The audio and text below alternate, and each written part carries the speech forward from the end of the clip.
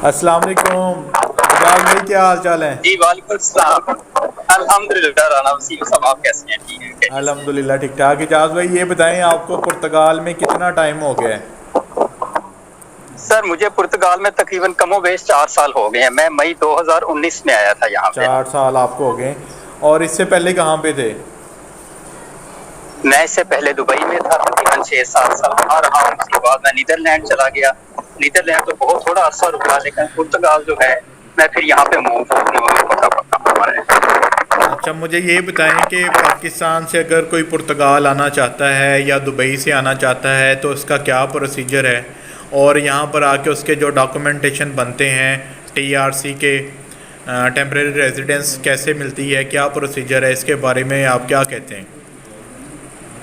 वसीम भाई, उसका बड़ा सिंपल सा प्रोसीजर है। आप कहीं पे भी हैं, आप कोई भी जो है वो शेंजन टूरिस्ट वीजा अप्लाई करें कैटेगरी सी के किसी भी कंट्री का। अगर तो आप दुबई में हैं तो फिर तो और ज्यादा इजी है। अगर पाकिस्तान से हैं तो आप पाकिस्तान से भी अप्लाई कर सकते हैं ना। शेंजन वीजा अप्लाई करें, वीजा आपका लग जाता है किसी भी मुल्क का। आप फ्लाइट पकड़ें, उस मुल्क में एंट्री दें, उसके बाद 1-2 दिन आप वहां पे रुकें, उसके बाद पुर्तगाल की फ्लाइट पकड़ें और यहाँ पे आप आ जाएं। ठीक है, तो यहाँ पे आने के बाद विद इन 3 डेज आपकी एक लीगल एंट्री होती है, जो कि आपने सेफ की लीगल एंट्री करवानी होती है। ठीक है, वो हो गई। उसके बाद आपने जो इनका टैक्स ऑफिस है वहां की अपॉइंटमेंट बुक करनी है, और वहां पे जाके अपने अपना जो फाइनेंस नंबर है वो बनवा लेना होता है, और जो कि फ्री ऑफ कॉस्ट बनता है, उसमें कोई पैसे नहीं लगते हैं। ठीक है, उसके बाद इनका एक होता है निस नंबर, जिसको सोशल सिक्योरो नंबर कहते हैं।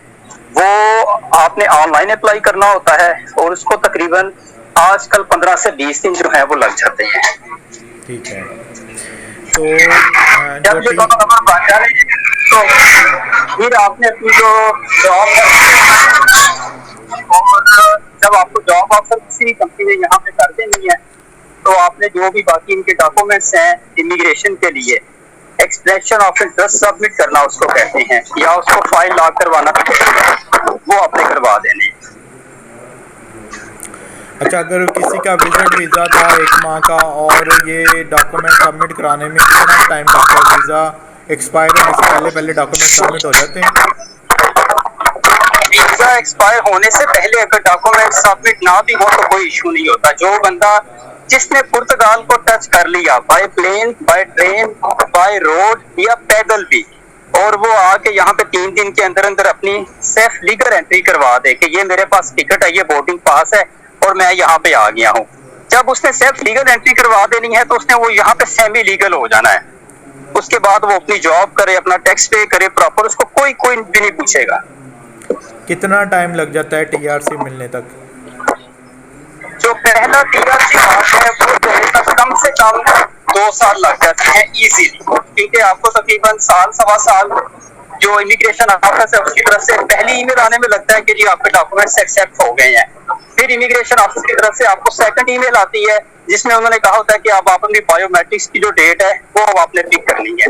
वो आपने जो भी रेलेवेंट आपका इमिग्रेशन ऑफिस है, आपने उसमें अपनी बायोमेट्रिक्स की डेट जो है वो पिक करनी है, और जाके अपने अपने बायोमेट्रिक्स करवा देने हैं। और बायोमेट्रिक्स होने के बाद जो इनका लीगल टाइम है वो विद इन 90 डेज इन्होंने आपको टीआरसी कार्ड इशू कर देना है। लेकिन ये 90 डेज मैक्सिमम है। मेरा अपना जो आईडी कार्ड है यहाँ का वो 3 दिन के अंदर अंदर आ गया। अच्छा, मुझे एक और बात बताएं कि यहाँ पर जॉब्स की अवेलेबिलिटी क्या है, और माहौल कैसा है पाकिस्तानियों के लिए या इंडियन के लिए या बांग्लादेशियों के लिए? एशियन के लिए माहौल बेहतरीन है बिल्कुल। जो सबसे ज्यादा जॉब्स हैं यहाँ पे वो रेस्टोरेंट की हैं, उसके बाद वेयर हाउस में है, और अगर किसी बंदे को फोर्क लिफ्टर चलाना आता है और अगर ड्राइविंग करनी आती है तो उसके लिए जो फूड डिलीवरी की जॉब्स हैं वो भी बड़ी जबरदस्त हैं, और बंदा उसमें जो है वो अर्निंग भी ठीक कर लेता है, और मामला ठीक है यहाँ पे। मतलब कि जो बंदा पुर्तगाल में आके सीधा सीधा चलता रहता है, अपना टैक्स पे कर रहा है, अपनी कोई भी फनकारी नहीं दिखाता था, तो उसके लिए पुर्तगाल मैं कहता हूँ कि अमेरिका, कनाडा, ऑस्ट्रेलिया से भी दी बेस्ट है। अच्छा, मुझे एक और बात बताएं कि यहाँ पर मिनिमम जो सैलरी है, बेंचमार्क जो होता है, वो कितना है? कितने पैसे कमा सकते हैं यहाँ पे जो यहाँ पे नहीं, अब ये दो डिफरेंट बातें हैं कि मिनिमम सैलरी बेंचमार्क कितना है और बंदा पैसे कितने कमा सकता है। जो पहला सवाल है वो तो ये है कि जनवरी 2023 से जो मिनिमम सैलरी है वो 760 यूरो है, ये जो इनके लेबर लॉ के आफ्टर मुताबिक है। टैक्स है या बिफोर टैक्स है? नहीं नहीं, ये आफ्टर टैक्स ही है। इसमें से 760 यूरो में से 83 यूरो जो है वो टैक्स पे करना होता है वर्कर ने। उसके बाद 676 यूरो जो आपका बॉस है वो आपके अकाउंट में सैलरी ट्रांसफर। और जो पुर्तगाल के लिविंग एक्सपेंसेस हैं उसके बारे में क्या कहते हैं? तो इसकी ये आवाज़ नहीं आ रही आपकी। अब आवाज आ रही है? जी आ रही है।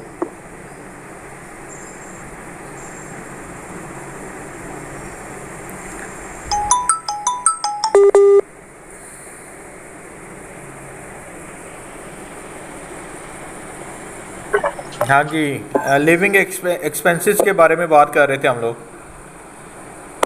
लिविंग एक्सपेंस जो एक सिंगल बंदे के हैं, यहाँ पे जो बेड स्पेस है वो तकरीबन 120 यूरो से लेके 160-170 यूरो तक मिल जाती है डिफरेंट एरियाज के मुताबिक।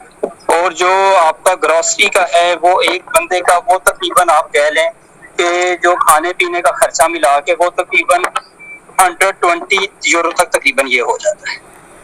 ठीक हो गया। आप मुझे ये बताएं कि एक पर्सन पुर्तगाल आ गया है, शादीशुदा है पाकिस्तान से, जब उसको टीआरसी मिल जाता है या डॉक्यूमेंट्स एक दफ़ा वो सबमिट करवाता है तब वो बुला सकते हैं अपनी फैमिली को, या टीआरसी मिलने के बाद बुला सकता है?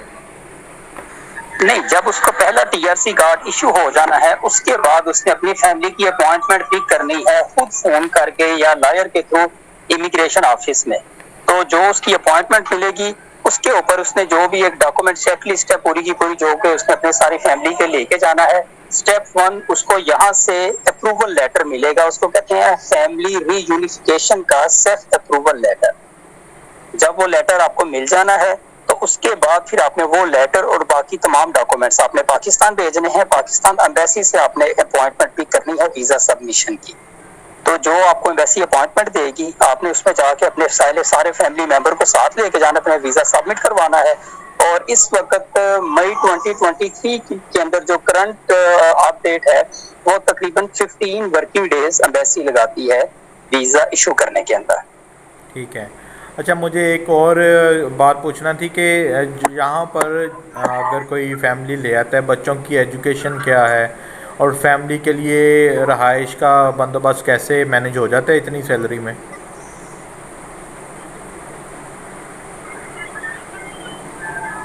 आपकी आवाज कट रही है, मुझे समझ नहीं आई आपने क्या कहा है। मैंने पूछा है कि अगर कोई पर्सन जिसकी ये 760 यूरो सैलरी है फैमिली को बुला सकता है यहाँ पर और मैनेज हो जाते हैं इतने सैलरी में, इतनी इनकम में? 760 यूरो में फैमिली के साथ सर्वाइवल यहाँ पे नहीं हो सकता, ये बिल्कुल भी पॉसिबल नहीं है। ठीक है। आपको अपना जो इनकम लेवल है उसको बढ़ाना होगा, या तो आप पार्ट टाइम जॉब करें या अगर आप ओवर टाइम, मतलब कि मैं ऐसी कंपनीज मैंने खुद जॉब की है और मैं जानता हूँ जो कि ओवर टाइम भी देते हैं प्लस आपको एक अच्छा सैलरी पैकेज देते हैं। पुर्तगाल के अंदर ही लोग रह के एक अच्छी कंपनी के अंदर सारा कुछ अपने मामला करके 1200, 1300, 1400 यूरो तक भी कमाते हैं। ठीक है। और अगर पुर्तगाल में टीआरसी के लिए अप्लाई किया है, डॉक्यूमेंट सबमिट हो गए हैं, तो वो किसी और कंट्री में भी जाके जॉब कर सकता है? उसमें एक सूरत हाल है कि कोई ऐसी कंपनी जिसका पुर्तगाल में भी ऑफिस है और प्लस उनका सब ऑफिस किसी और यूरोपियन कंट्री में है, तो इस सूरत में वो बंदा वहां पे जाके जॉब कर सकता है। अदरवाइज ऐसी कंपनीज हैं जो कि पुर्तगाल की कंपनीज के साथ कांटेक्ट करती हैं कि हमें मैन पावर चाहिए, आप हमें जो है वो मैन पावर सप्लाई करें।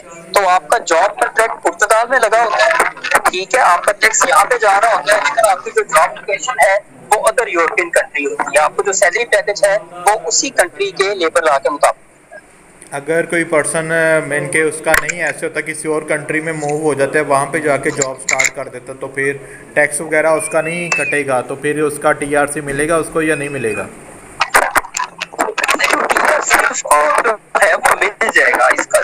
इशू नहीं है, लेकिन आप लीगली अलाउ नहीं है TRC के ऊपर किसी और यूरोपीय कंट्री में जाके जॉब करने के लिए। ठीक है। अच्छा, एक क्वेश्चन और है कि मैंने सुना है कुछ लोग यहाँ पे लोगों को कहते हैं कि आपको यहाँ पे आने की ज़रूरत नहीं है, आप पाकिस्तान में बैठे ही वहाँ के डॉक्यूमेंटेशन करवा सकते हैं। क्या ये पॉसिबल है? इसके बारे में मैं कुछ नहीं कह सकता हूँ, क्योंकि ये एक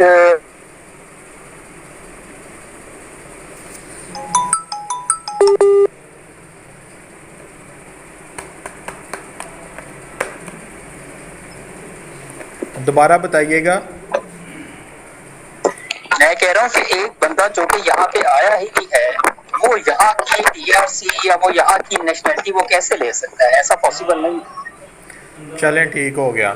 बहुत शुक्रिया एजाज भाई, और इंशाल्लाह आपके से हम लोग राब्ते में रहेंगे, और जो भी पुर्तगाल की इन्फॉर्मेशन हमें चाहिए होगी हम लोग इसी तरह आपकी जो है रिकॉर्डिंग कर लिया करेंगे, ताकि लोगों के साथ पेट जो इन्फॉर्मेशन है वो शेयर कर दें, फेक जो इन्फॉर्मेशन है वो उससे लोगों को बचा सकें। बहुत शुक्रिया एजाज साहब।